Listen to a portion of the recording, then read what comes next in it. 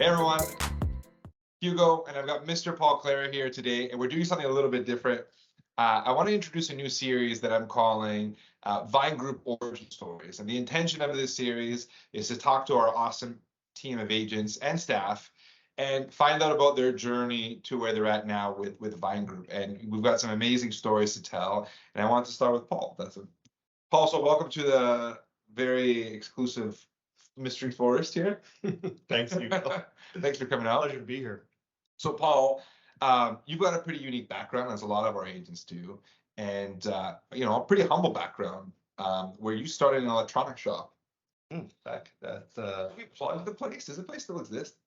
yeah, Should we plug it? Nah, we don't have to plug Still it. exists. 2001 video. I'll be honest. Yeah. You know, back when they started that shop, they probably thought that 2001 was super futuristic. Yeah. And now we're like I 2023. think it started in 1978 or something like that. And I was like, yeah, this is never gonna happen. We're never gonna hit 2000. They made it.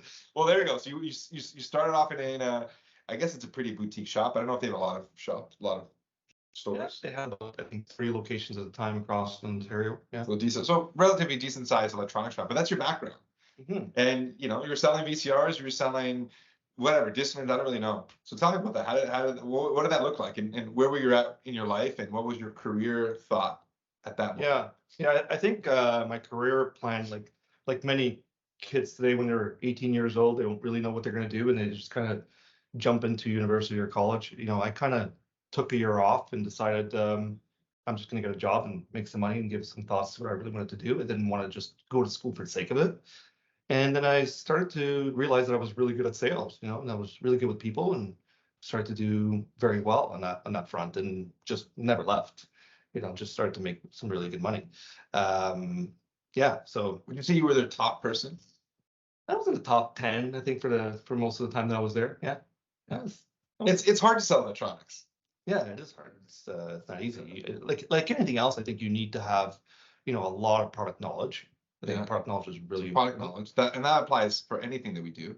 Yeah, I think obviously you have to be really good with people, and working in a place like that in a retail environment, you get to see The people. all kinds of different people, all kinds of different walks And the of life. location you were at, you were in Toronto, like the West End, right? I think. I started in Toronto at the Bloor Street location near Dufferin there.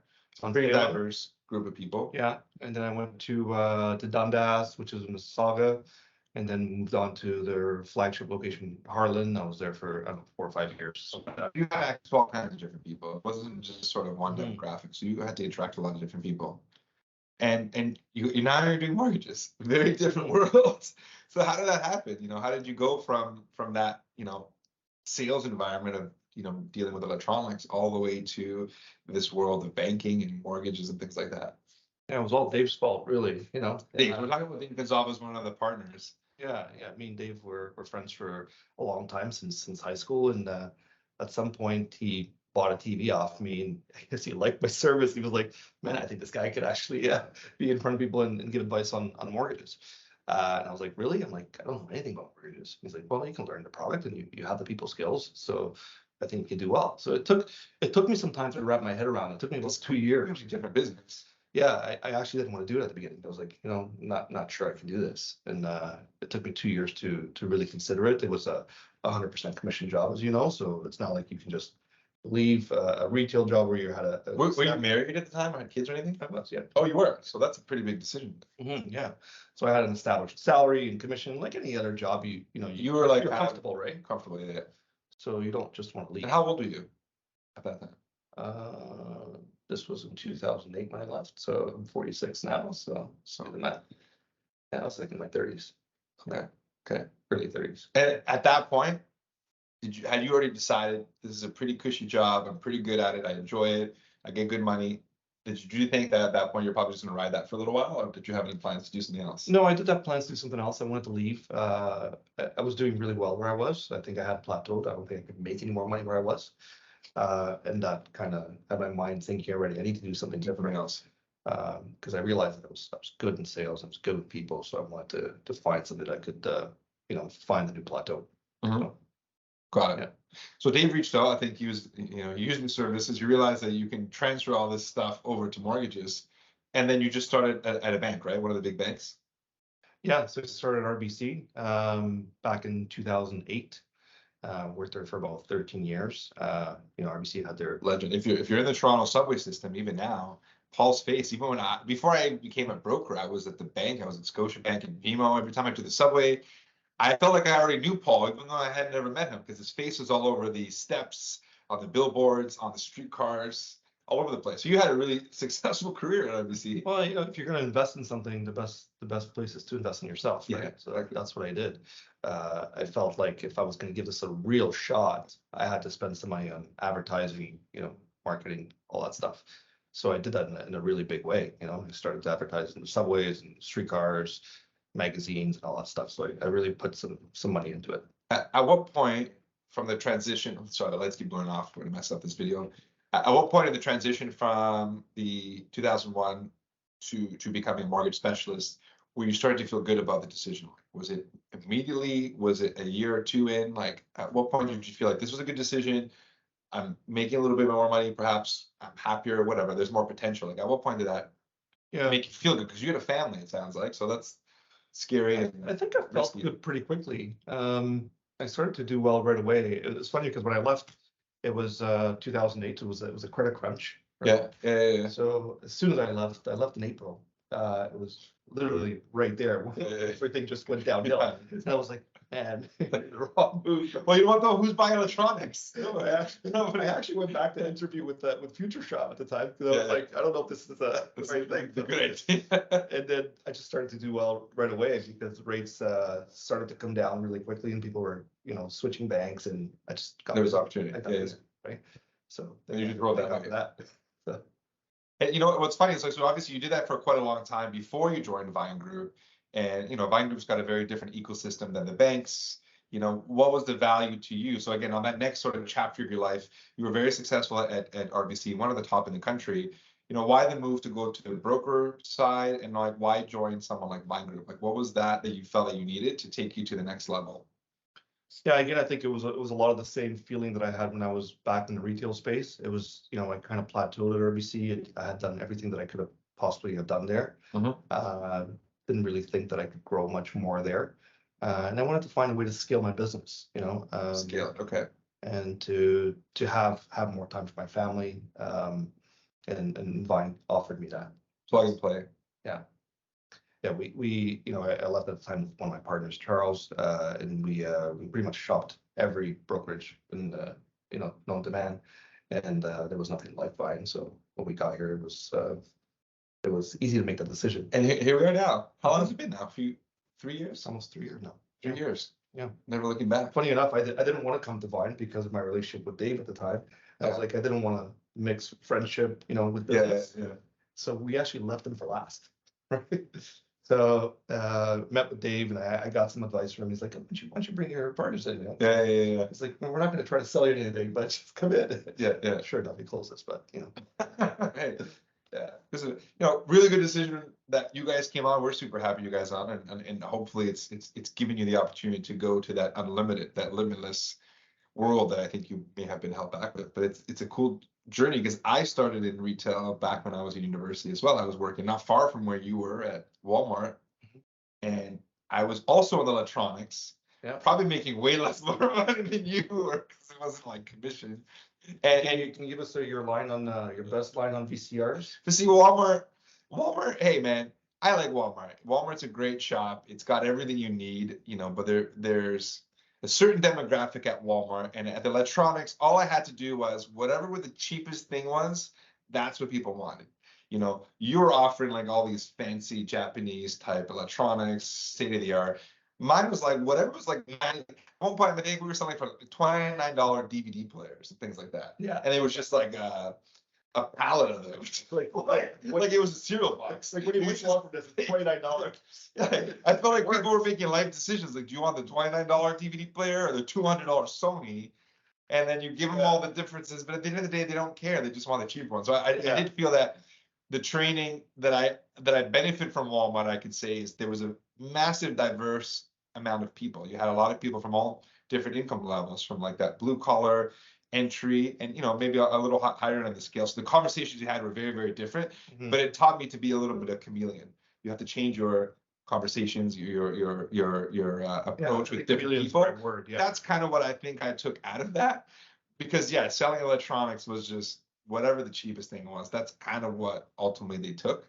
You were offering, I think, something that was a little different. You know, I'm sure you guys had some Yeah. cheaper stuff, but that probably wasn't your business. Yeah, it was definitely more boutique. You had to show a little more value. You had to talk about the auto reverse on the VCR. You know, Oh, the auto reverse. Mhm. That was a big feature. Yeah, it was. It was a huge feature. You remember when a Because Blockbuster? if you didn't reverse your tape when you got the Blockbuster, You get charged for you get that. charged. So this was financial advice that I was ready for. I remember working at Walmart. We used to sell buckets of these reverse, I don't know, they're called VHS reverse tape rewinders. Yeah, that's right. That's right. They're like $10. Yeah. We had pallets of that stuff. And people were like trying to buy these things. They'd come back because half of them didn't work. Yeah, times have changed. But I don't think I could have been what I am today without those jobs. I think in life you have to go through all these different jobs to provide you experience. And I think because I think someone might look at you and say that Paul's extremely successful. I see him all over the place, all over these subway stations. And when you tell them that your journey is actually very different, like you didn't go into a bank environment from school, you didn't build your whip, you literally started almost like humbly in like a sales role. But at the end of the day, you know, it's our motto. We're in the people business. We just happen to do mortgages. As long as you can interact with people and you're honest and you give good service and you're professional and more, like you said, you know your product really well, you know what's out there, it's all scalable. Yeah, and we were just talking about this, like, why isn't being a mortgage broker or a mortgage specialist a career choice? Or even just sales in general. Sales in general, yeah. I don't think, you know, young kids nowadays have that on their mindset. Like they all want to, you know, be the traditional. Do you think doctor, people lawyer, that look kind of thing. down on salespeople? Do you think they have? Because like people when they, you know, are looking at a career path when they're really, really young, they're always thinking like these professional roles. I want to be an engineer or a lawyer or a doctor or whatever. I don't think most people are thinking, I want to get into 100% commission sales. Right. Whether it's a mortgage broker or insurance, financial, whatever. There's so many types of ways you can do commission sales. Do you think that people maybe don't see it in the same like pedigree, same I don't light? because it's not like if you're gonna become a doctor, then you're kind of guaranteed to make, you know, Good. let's say 200 grand, whatever it is, 100,000 a year, right? So you know you're gonna make that. But if you're gonna go into sales, you don't know if you're gonna make that. Yeah, you're right. There's a Right. gap. There's, you know, So- you so can make people- very little or you can do quite well, and maybe in the middle, I guess, there's a few people as well. So people want security, right? They want Yeah. to know that when they finish something, they're gonna get X amount of dollars, right? But it takes a certain type of individual to be 100% commission or to be even self-employed. The fact that you had a young family, you were married, and you were already earning a living, and you were going to like literally, it's like me going to sell, I don't know, medical, supplies or whatever. I don't know anything about that stuff. And the conversations I'm going to have are going to be a little different. But I think I could apply a lot of what I do now to that world, and eventually I probably would figure it out. Yeah, once you understand the product, then it's easier to deliver it, right? Yeah. It's all about your people skills and the service that you can provide to a client. It's all transferable. So it doesn't matter if you're working at a Walmart, electronics store. You know, Yeah. here we are today. Yeah. You gotta have people skills, but in the end, the client's gonna want you to deliver on product knowledge. And this is why I think as great as technology is in automating things, I think we always need that human approach, which is why like whenever I need to call my cell phone provider or the bank or whatever, I immediately hit zero. Like I want to talk to someone. Yeah, so true. That's why I don't want to go They through. don't actually give you the zero anymore now. No, it's like a another code number, now. right? It's almost like you got to press I tried to 4 press and then you got to star, go I tried down. star, And It hangs up on It's you. like- it's like, you know, those old video games, the cheat codes. You got to find the cheat code just to get to the customer service part. But yeah, you're right. I think at the end of the day, if you can deliver good service and whatever it is you do, whether you're selling buttons or whether you're selling cups or whatever, mortgages, you're going to stand out and you're going to do a much better job than the average person will, because people rely too much on technology to take away from what they're doing. But I think there's certain things that I have to do with one-on-one. Absolutely. Yeah. And I think People don't trust technology as much as they trust humans. Obviously, they need that human element there. I think that's still very I important. think that's the differentiator, is that human touch, especially when you're talking about something so personal and private like mortgages. You know, I'm asking you things like, hey, what kind of credit do you have? What kind of savings? What do you have? You know, asking you to do that in person, you have to be very, very willing to relate to that person, give them that confidence that you're using that information for their best interest. So it's not easy. Yeah. It's not for everyone.